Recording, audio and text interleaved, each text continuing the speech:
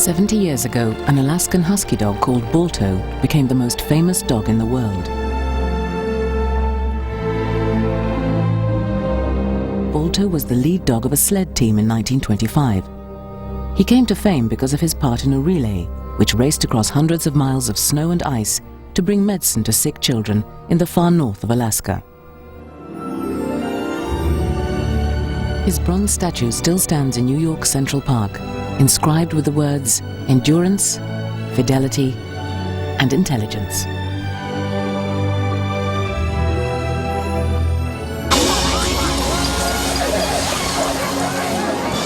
Today at Steven Spielberg's company Amblimation, 250 animators have spent 3 years making an animated feature film. It's based on the true story of Balto's race across Alaska. Like a lot of people, I'd been in Central Park and I'd seen this statue, and it's a statue of a husky dog, and I was wondering why it was there in amongst all these statues of dignitaries and famous people, and I never knew. And then I received a copy of this outline for a script based upon the serum run in 1925 that saved the children of Nome, Alaska.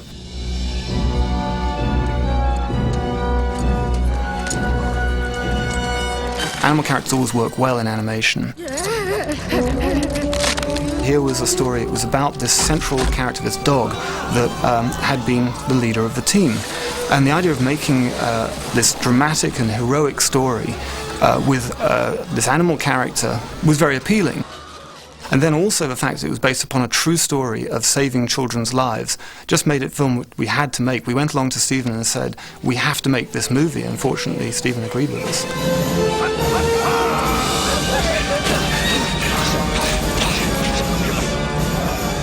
This is a beautiful animated story with some incredible characters and some incredible vistas. Certainly, I can imagine as beautiful as what exists there now and what existed there then. Against this marvellous backdrop of the Alaskan wilderness, we then constructed a story that had involving characters.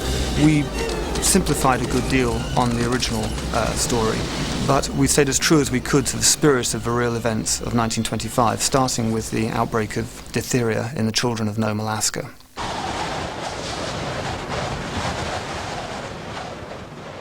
So what is the true story? It began in the far northwest of Alaska, in the remote township of Nome, only 140 miles south of the Arctic Circle. Nome is cut off from the rest of the world. To this day, there is no road in and no road out. The town's official slogan is, "There's no place like Nome." But the derelict gold dredges on the edge of town are evidence of Nome's more glorious past. In 1900, gold was discovered in Nome. The discovery sparked off the Great Alaskan Gold Rush. Some 20,000 fevered prospectors spread their tents and shacks for 30 miles along this golden shore on the edge of the Bering Straits. But by 1925, the gold and the gold diggers had long gone, and a new and more deadly fever hit the township. An Eskimo child living in one of the shacks abandoned by the miners was struck down by diphtheria. Within a few days, 4 children had died and 18 were seriously ill. It was in the depths of winter. The town was cut off by snow and ice. There was only one doctor and no medicine. Doctor, how is she? Exhausted from coughing. Her fever's getting worse. Looks like diphtheria. She's the 18th case this week. And I'm out of antitoxin. In Nome today, there is still one person who remembers the diphtheria outbreak. The school teacher told us that there's serious sickness coming named diphtheria that make your sore throat, high fever, very high fever. You can even die from it.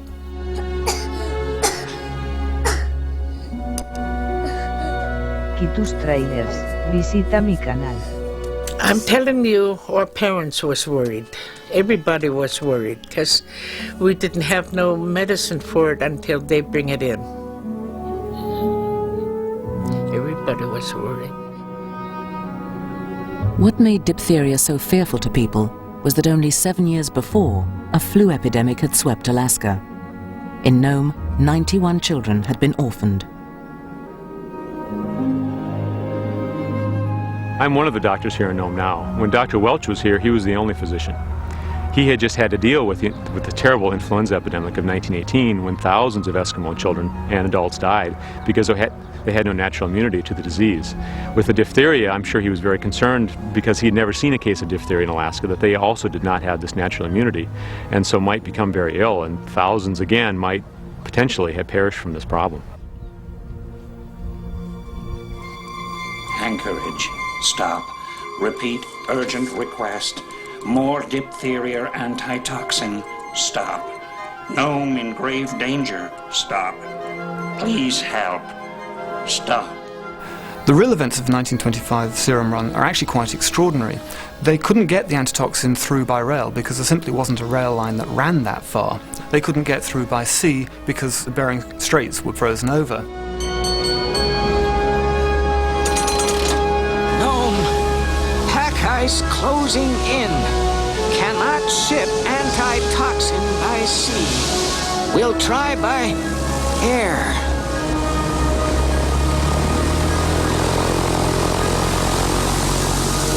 Nome, storm at airport.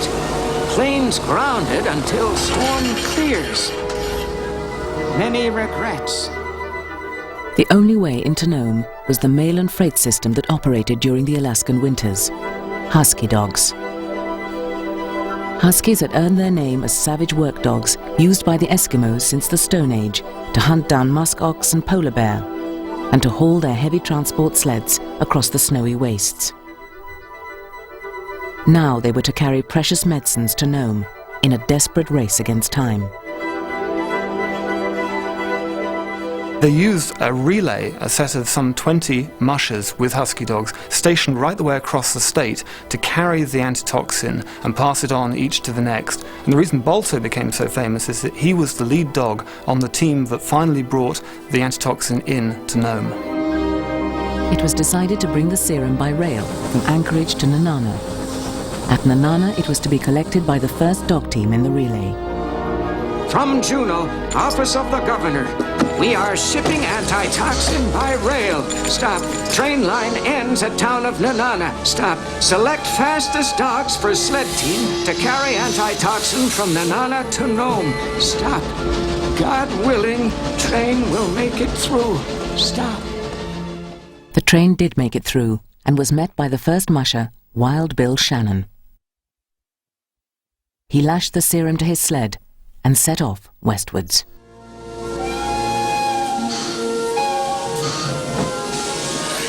Easy, okay with that. All right, now make sure you lash it down tight. Get up, Steve, get up. Take care now, you hear? Go on, boys, go on, move up. The dog teams were to follow the US mail route along the frozen Yukon River.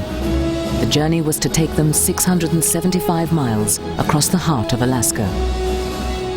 Heavy snow had fallen and temperatures had dropped to 50 degrees below zero.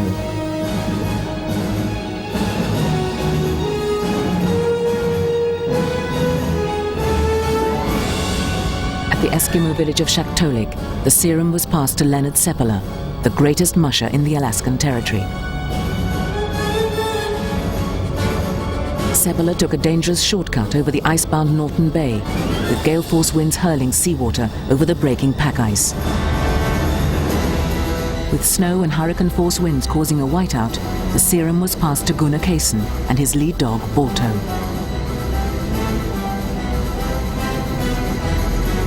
Balto was considered a scrub dog, worthy only of leading slow transport teams. But now he hurled himself into the race. Come on, mush!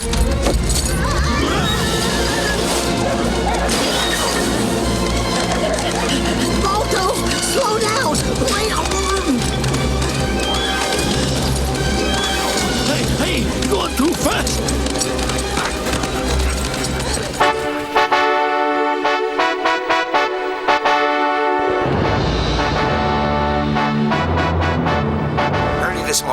Casson and his lead dog Balto mushed the last few frozen miles into the plague-ravaged township of Nome in the far north of Alaska. Working in relays, 20 dog teams have rushed the serum in a record-breaking 5.5 days across 700 miles. In the early hours of February the 2nd, 1925, Balto led his sled team, near blinded by the whiteout, into the stricken township.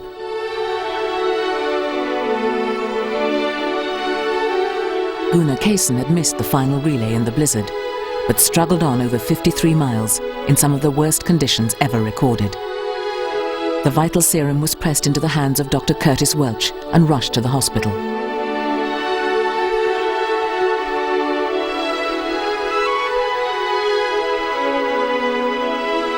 The children of Nome were saved. And the story of Balto was telegraphed around the world. Good dog, Balto. Oh, dear, dear. Balto was now a famous celebrity, and celebrities, as some people were aware even in those days, can be exploited to make money. Balto was bought and put under exclusive contract by a well-known film producer, Sol Lesser, and taken to Los Angeles. My father brought the dogs to Los Angeles because they were a big attraction. There were sports heroes, there were bathing beauty heroes, there were famous millionaire inventors, and here was a dog. A dog touches everybody's heart. My father thought of him as a subject for appearing on the stage with the theaters that he was running, and possibly in a film. I remember very vividly the dog coming to school for 2 days. My sister and I were the most popular kids in school. It was a great experience. But after that, I just don't know what happened to the dogs. They were in the headlines and suddenly, poof, they were gone. Johnny Weissmuller came along. Gertrude Ederle swam the channel years later. And I never knew until now whatever happened to the dog.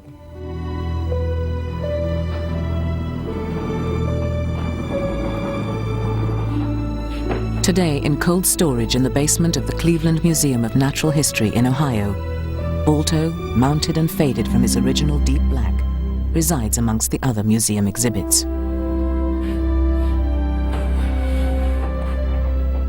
Steve Misenzik was given the task of finding out how he arrived there. We know that when Sol Lesser lost interest in doing the feature film, that he turned them over to an unknown vaudeville agent. After that is the period that they really went on tour for about 1.5 years.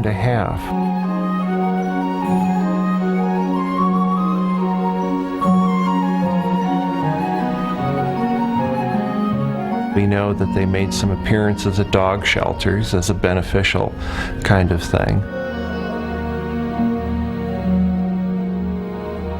We know that in the appearances that they did, they had to give the impression of being a dog sled team, so their sled, which had been traveling around with them, would have been mounted up on wheels, doing something that was a feat of strength for the dog.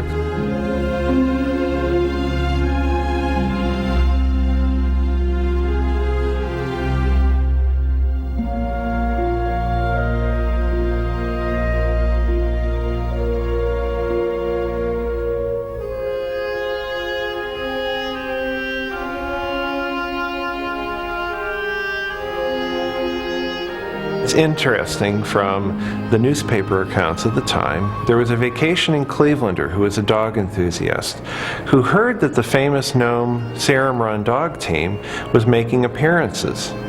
Upon investigation, he found out that they were owned by Mr. Sam Houston and were being shown in a side street theater. It was an unusual place, he thought, and he went in, and it turned out it was for gentlemen only. A dark, dank room with chains holding the dogs to the back wall, and they would get up every now and then and pant a lot.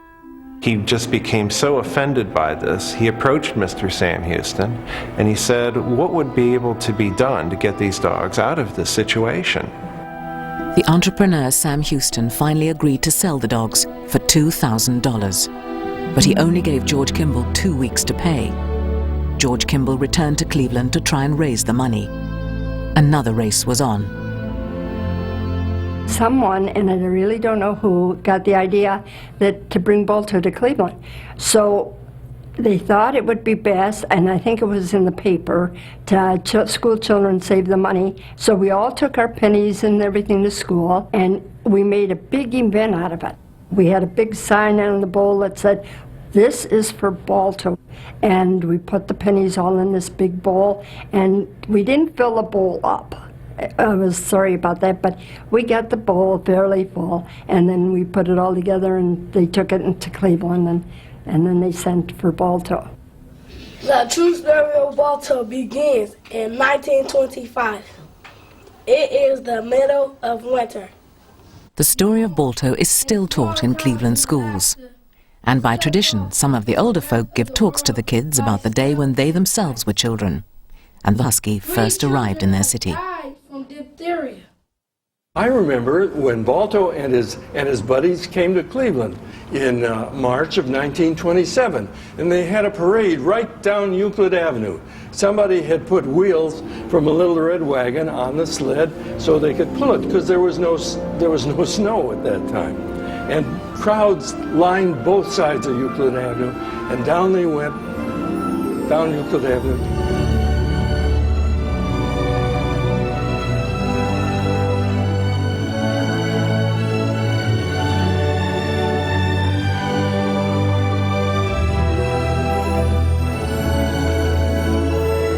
Balto was famous again. After the parade, he was taken to the city zoo, where 15,000 people came to see him on his first day. I had great feelings for the dogs. They were, I really felt bad for them, because here they were, huskies, and with a big heavy coat of fur on, and they'd just be sweating there, and well, they're panting actually in the summertime, and there was very little shade around that enclosure, as I recall, and they had one big dog house in the center of it. And I felt bad. I thought those dogs ought to be out running around. I remember the day my mother and my aunt took us 3 girls down there. I just thought he was such a glorious hero to have done that for people, to save people, you know, that it was just extraordinary.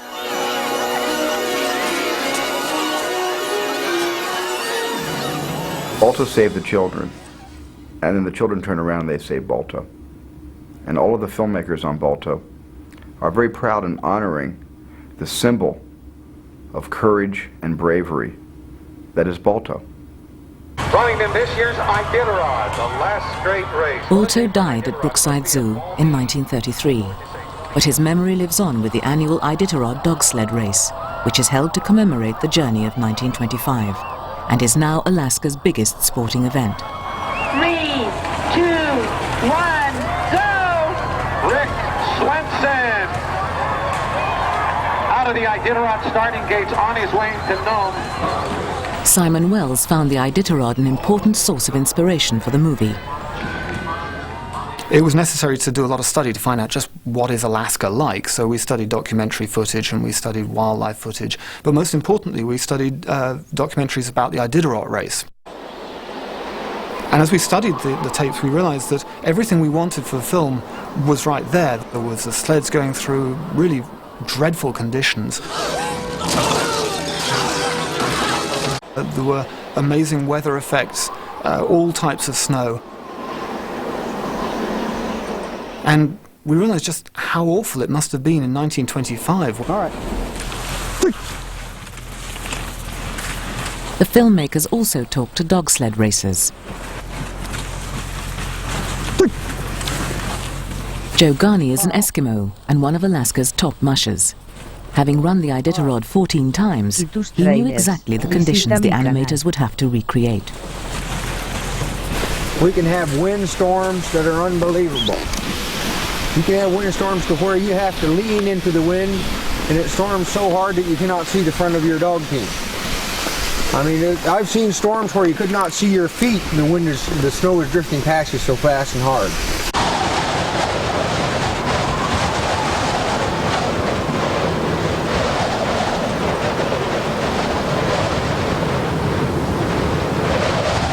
We also wanted to know what makes a good lead dog, because obviously Balto should have those characteristics just deep down in his soul. So we talked to a number of extraordinary mushers to try and find out what they felt made a good lead dog.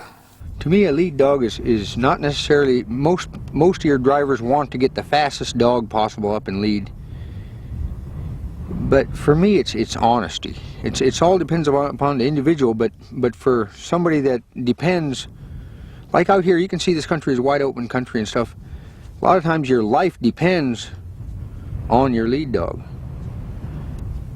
And for that, is having that connection with the animal. It's having that love for each other, and you trust each other, and it's just being honest.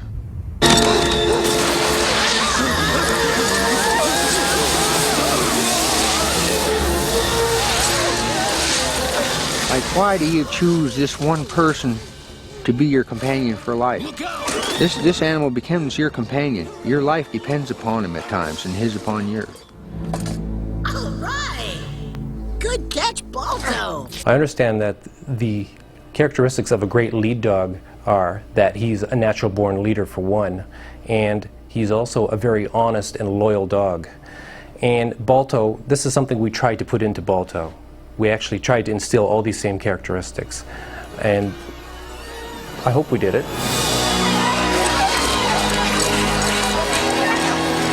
In bringing this story to the screen, as animators we had a number of issues that we had to think about.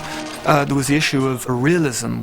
In many animated features, you have little fluffy animals that wear coats and trousers, and they carry little mouse implements and this kind of thing. But clearly in this film, we were dealing with a true story and had to actually look at it from a fairly real point of view. It was going to be necessary to draw real dogs going through real environmental conditions. Otherwise, the audience simply weren't going to believe it. So to this end, we shot a lot of home video. We got a lot of huskies in and did life drawing sessions and shot video and analysed frame by frame to see exactly how dogs move, what order their feet fall in order to really show real dogs. For example, in the movie there's a race to choose which dogs will be on the serum run, and we have to see Balto not only running with the other dogs, but jumping onto a barrel, jumping over camera, jumping up onto a series of upright posts, running under things, jumping over things, running up a ladder, jumping across boats and down in front of the other dogs.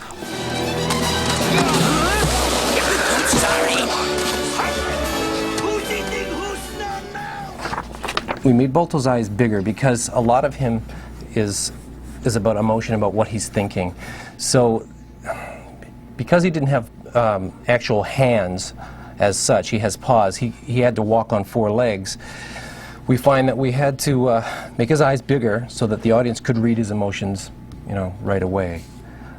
I can get that medicine through. First of all, get it through your head that they wouldn't put you in a sled team even if you did win, which won't happen, and if it did, it wouldn't matter. Boris, did you ever think maybe you're the reason the other geese fly south? If only your feet were as fast as your mouth. Hey! They're starting. Balto! Whoa! What are you, nuts? Steel catches you around here. He's going to turn you into kibble. Let us let the half-dog run. Balto is a dog who believes that he could easily be the lead dog of a dog sled team. And he feels that he needs to prove this. We had kept his head down, and he's more of a thinker rather than a talker. So you could actually see him brooding quite a bit.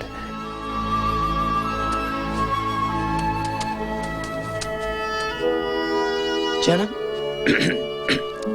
Jenna. Balto. Hi. Hi. Look,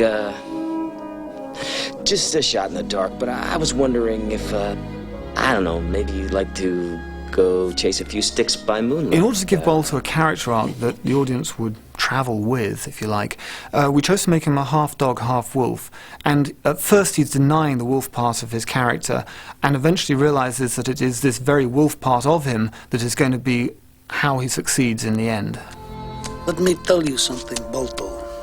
A dog cannot make this journey alone. Tráilers, visita mi canal. But maybe a wolf can.